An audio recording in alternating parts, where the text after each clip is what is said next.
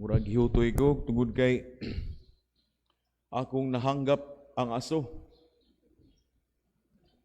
Wala sa ni kibaluning muli kay likay ng tabataa. So pa nga hangin pingon diri niya. Mao ito epekto sa insenso ug mira nga gi-combine ni sa atong liturgist nga si Anjo. Tinuod gyud nga pait-pait gyud. Yung nabot sa tutunlan. Pait yun ng mira di ay. Humot na itong insenso, pero mira pait-pait yun na sakto ka. Ug salamat sa tigdala sa insenso. Nga gipatagamtam ko niya sa kapait sa mira. Bitaw, bulawan na lay kuwang ato jo. Na naman insenso og mira. Bulawan mo na wala mapilog kasunog. Kaya gidala pa sa hari. Tumati kayo na naitulog hari. Murag mao lang yan po na yung mga dagwaya sa magbalantes karnero. Ang costume na giilisan. Bitaw. Merry Christmas. Klaro kayo yung tinubagan, murag dili mo kumbinsido nga Merry Christmas paron. Happy New Year ganito bag sa wanda. Sunod na ng Happy New Year. O Happy Epiphany. Dila lang tayo ng Three Kings. Kaya mura o legend naman na siya ng Three Kings. Epiphany na titulo yun sa tuwang celebration karon. Ang Epipania sa Ginoo. O ang iyahang manifestation o pagpadayag niya sa kanasuran. Ug lagi dili lang kumingon nga Three Kings kay kuan naman lang gud ni siya murag interpretation na lang. Interpretation na lang sa daghan nga mga tao sa wa ka na pasabot na kulang kung pagsalig nila. Kundi just to be precise para kuan ang gyud. Kay wala gyud hingan diri nga tulo ba to sila ka hari. Gani kanang hari dili pa gyud kung basihan ang ebanghelyo ni San Mateo nga mo ebanghelyo karon. Ang gisulti na niya diri maalamon nga mga tao bahin sa bituon. So they were astrologers. They're not astronauts, astrologers. O nag-studio sa mga kabituunan o heavenly bodies. Unya, as to number 3, ilala na yung i-deduce number tungkol sa mga gasa, the number of gifts. Ilang tagsa-tagsa ka mga tao, tagsa-tagsa nila ka gasa, muna nga 3. Ug kabahin sa ilang mga ngalan, wasab na gihapon isulti ni San Mateo, mga interpretation lang gihapon na sila, naginganan na sila Melchor, Gaspar, ug Baltasar. Interpretation lang gihapon na.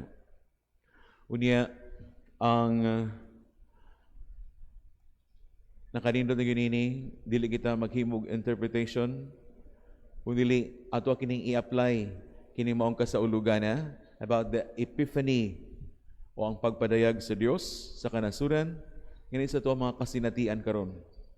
Dili lang ang kasinatian, so, naglingkod din taon na sa gawas, nganing ulan, manabaro na sila pangitag asa sila malingkod karon. Pero daghan na jud ang kalingkuran. Napa dito, napa dire, naging kalingkuran. Kung dili kini mga kasinatian nato ni mga kahangawa, mga kakulba kining tuig 2021. Labi na kining gihugod-hugon nga bagong tuig sa bagong COVID. Ang COVID variant. Ug kini mao ganing mga hulga ginato ang pagpadayon sa pagbutang og mask.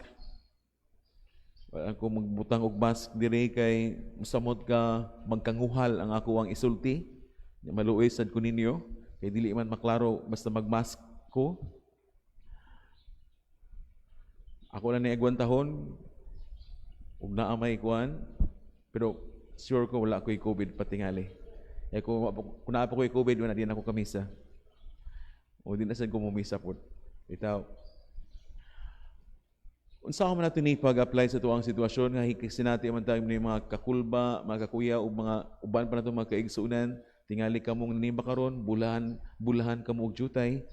Paduna tayo mga kaigsunan nga mga taktak sa trabaho, ilang mga negosyo dili maayog dagan, niya punan pa nga mga namatyan ba sila, lumika na ng COVID, unya daghan kayo mga gihatag kining kahasol kining mo ato ang sinatian karon. Saan pa man nato upag na sila lang aming tang Happy Three Kings o Merry Christmas o Happy New Year nga naman gyud di mo gyud mawagtang ni atong kahadlok. Saan man lang nato ni. Hinaut nga kining ato ang pagtuo, our faith, ang pagtuo sa Dios nga atuang nadawat diha sa tuang bunyag ug nadawat sa diha sa mga ginikanan silang pagtudlo kanato mga katekista ba o mga kaparian. Hinaut kini nga mao magsilbing samag bituon. Our faith will serve as our star nga mugiya ug mutultul kanato sa hustong dalan nga atuang pagasubayon nining tuiga. Bulahan uban ining maong o sa paglamdag o paggiyan ining maong star, the star of our faith, kita matudluan sa Dios sa unsay husto o angayan nato mga buhaton nga mga o buhaton nga mga lakang. Aron kita maisugon nga makasungasong sa mga problema, mga kakulian, labi na sa pag-enjoy sab kay definitely doon na sa mga kaayuhan kining ihatag yun kining tuiga 2021. Sama nga bisan ang 2020, salamat sa Dios ning labay na nga tuig. Pero doon nagyapon tayo mga kaayuhan nga natagamta mo na sinati ni Anto. Gani doon ako'y kuhan nga banay nga naka-blessing ko sa ilahang balay. Ingon sila nga, uy, salamat yun pa din. Salamat yun may sa COVID. Salamat sila sa COVID kay kung wala pa ang COVID, dili sila katigom. Kay magsige man lang sila suroy. Magsige sila laag o mga lugar, madapit, ana. Sige shopping, sige gasto. May sa COVID, ang ilang sweldo, kay nakapadayon man ang ilang trabaho, ang ilang sweldo, ilahagin nga natigom pag-ayo. Bulahan, nakabutang, kay butang-butang sila para sa ilang makumpleto ang ilang balay. Ito pa ka na, let's serve as maayo kayo, nga resulta. Ubiyan ang uban, labi na ako as a priest, sagad nga ako ang mababasahan nga pamalando, mga reflections, kana mga sources na ako, kana mga homily guides. Pero, pinaagi sa dining COVID, daghan kay ko mga waling nga madunggan o mabatian, di sa may YouTube man, o di sa Facebook, nga mga makapaminaw kong mga wali sa mga ngilngig ng mga obispo. Yan ka ng Bishop Dael sa Tandag, ngilngig yan nagwali, makahilak yun mo. Nasa Tandag, i-search ninyo yung Facebook one. Pwede na si Bishop Dael. Gusto sa mo katawa o gamay, at sa mo ni Bishop Abit Uy sa Tagbilaran. Nanindot sa kanya nga mga wali. Nga si Orbos, ila kung kanang pyric ay nga mga magwali. Bishop Sok Beliegas, sila Bishop Ambo David. Ana na makita na nato diya sa YouTube. Pwede kayo. Nindot kayo sa tanan. Ato pa, doon ay nindot kaya pong nga resulta kay kung wala pa ning COVID. Tingali ako, ubisa na gani ang mga misa. Ang mga misa sab, accessible na kayo sa mga tao. Makadaghan sila sa kaadal mo simba, basta musigilag nalan sila mga gadgets. Nasa internet connections. Pwede kayo sa tanan og epekto. Ato pa, lagi bisan kung sa mga bati nga mga panghitabo, doon na ginasay nindot po nga side. Sama sa gikahulugan usab sa mga gasa nga halad ngadto mga maalamon nga mga tao ngadto sa Dios ng bata.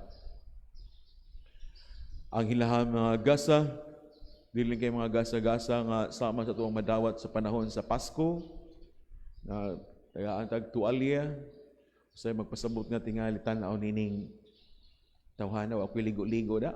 Mga tagaan nagtualya para ligo na. Labi na tagaan pag yung tag sabon o toothpaste na niya tagaan sa tausahay o kuan. Di lang ta magsaba. Isulob sa sulod. Ngali na Kailan na ihatag bitaw sa kay kaunsa do na pud tingali ni kahulugan. Pero tulukibon pa. Unsay buot ipasabot sa naghatag. Mausab ang gasa nga gidala sa mga malamon nga mga tao. Adunay lawom nga kahulugan. Ngadto mao ang bata pinagi sa halad nga bulawan, nagpasabot nga siya usa ka hari. Ngilngig nga hari. Nga dili sama sa uban nga mga hari nga magsaliglag ng bulawan-bulawan nga maggilaw-gilaw, ug dili kining haria lahi ra. Kay mao kini ang magserbisyo mga lagad sa tanan. Service ang iyang trademark as the king, pagpangalagad. Ug kanang insenso mao kini gamit sa mga pari para ibutang sa kayo unyang iyang aso, musaka ug musulbong nga magsimbolo sa pag-ampo. Pag-ampo sa katawhan, siya may magdala sa pag-ampo sa katawhan para kini humot nga tagamtamon sa naglingkod dito sa tronos nga ang atong labawng makagagahom ug atong langit ng amahan. Ug kadtong mira, unsay gipasabutan ng mira be? Kung dunay bright inyo dihab, nagoy tag 50 pesos na sa akong pitaka, akong ihatag hurot tanan. Be unsay butan ng mira? Ha? Sacrifice. Ha? Unsa kala? Divine. Hapit.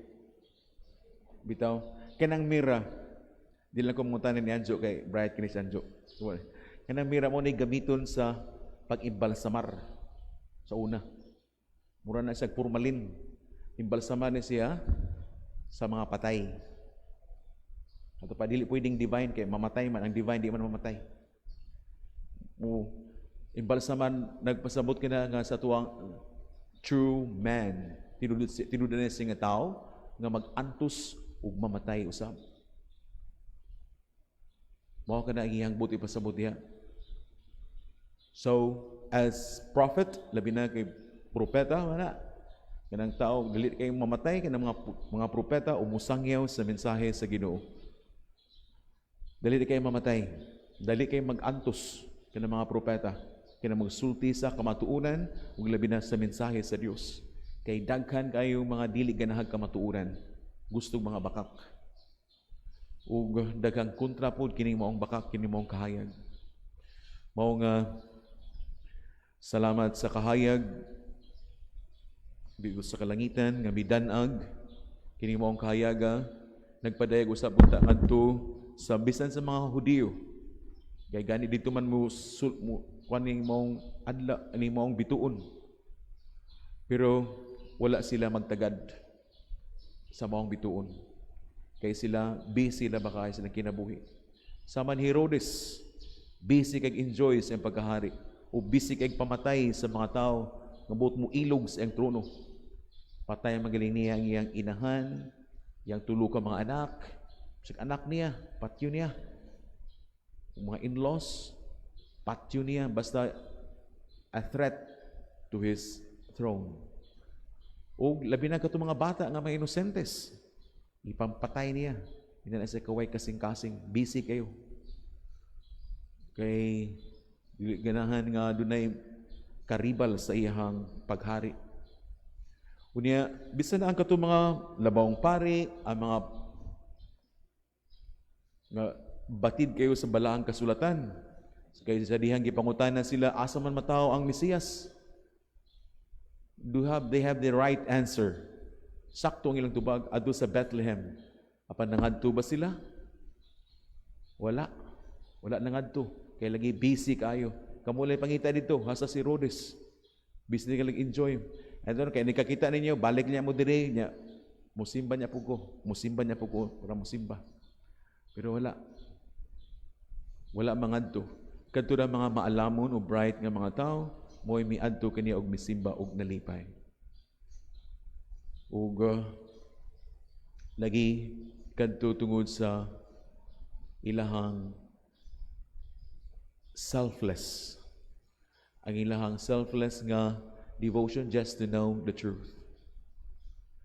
Ang kahayag nga nagdanag kanila nga mao kutong bituon, nga mao sa atuang magsilbing giya sa tuang pagpanaw ni kinabuhi o kining bituon karon nga tuang gisubay dili na kining mga star nga i-decorate panahon sa Pasko o kanang star sa so nang kuana Caltex o share mga mobile dai kining star of our faith, kining pagtuo nga atuang gihuptan o gibatunan karon kay mao kini atuang subayon ug anon gayud dili lamang ining tuiga kung dili sa matag adlaw sa kinabuhi mao kini maghatod kanato sa tinudinay nga kalipay.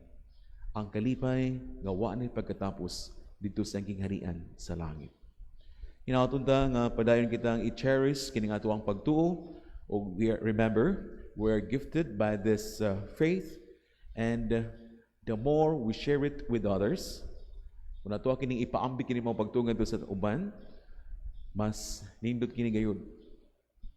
Mas manindot kini samot, mas mulig-on ug mas dali nga makadala nato ngadto sa tinudinay nga kalipay sa gingharian sa langit.